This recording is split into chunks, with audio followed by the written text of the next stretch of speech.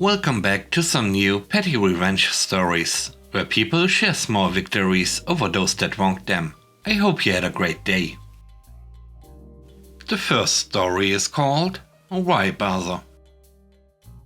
This happened about 12 years ago. I was attending my family reunion with about 400 members in attendance. My dad's girlfriend dropped the bomb that they got engaged with no warning. My dad's fiancée was very rude to my brothers and me since we met her, and was very petty. My family also didn't like her. Here's the kicker though. My dad made my mom sign a prenup because he had a good paying job. When my mom filed for divorce 5 years prior to this family reunion, she ended up having way more than him, and he was dragging out the divorce to get alimony. The fiancée saw that she finally won my dad, because she was the one mistress that got a ring.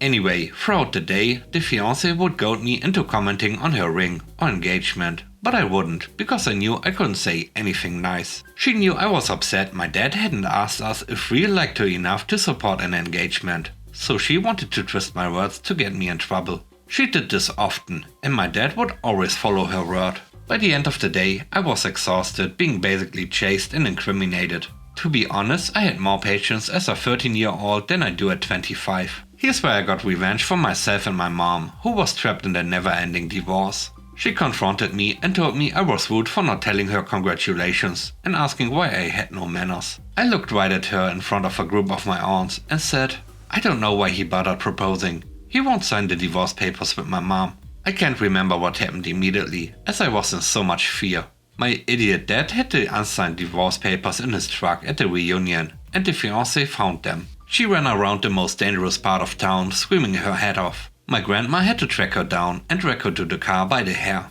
I sat in the backyard with my cousins getting eaten by mosquitoes. I heard my grandma, great-grandma and aunt threaten my now stepmom that if she stepped out of line and embarrassed them again in their town, it would be the last thing she ever did. She left me alone after that, and I secured my mom's divorce that summer.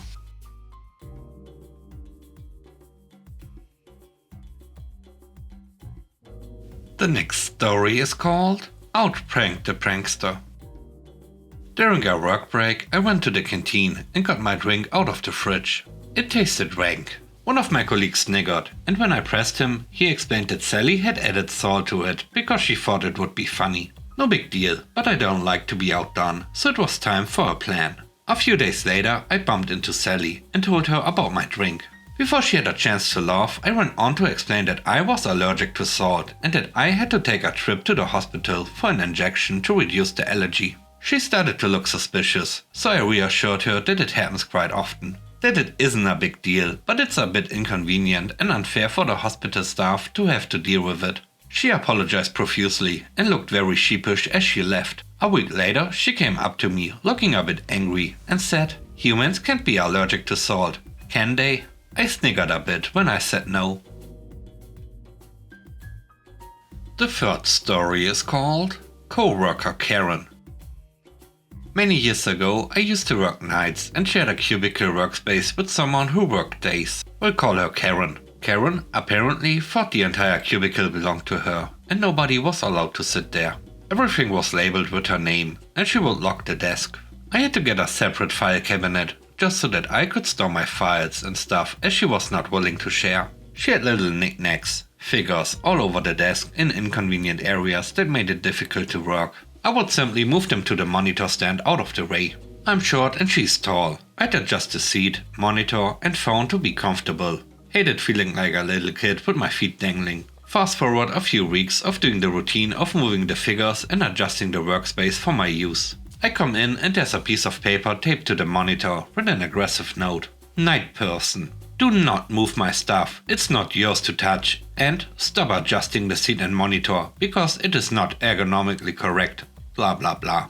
I showed my manager the letter and how the desk was when I came in and again after adjusting it to my needs. He laughed and said she's crazy. Continue to adjust it to better suit your needs and she can do the same when she comes in. Cue the petty revenge. I started moving everything into random configurations daily for a couple of weeks. Things like the monitor in front of the desk and everything behind it stacked up like a pyramid. I unplugged the phone from the base and put the mouse in its place. I left the seat upside down, etc.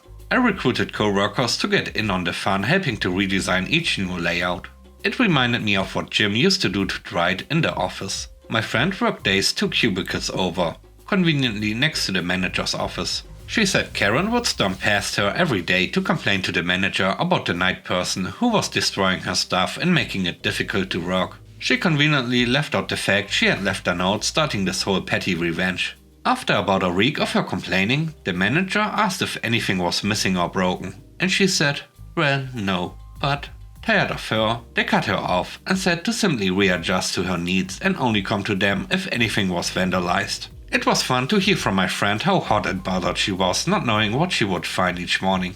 I never saw another note from her, but about a year later she was voluntold to move to nights. She was telling a few of us about the situation, of course playing the victim, and asked if we had any idea who it could have been.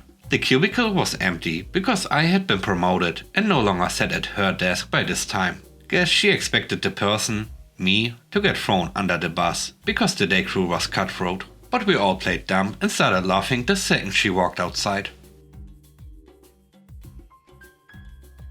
The last story is called The Playlist.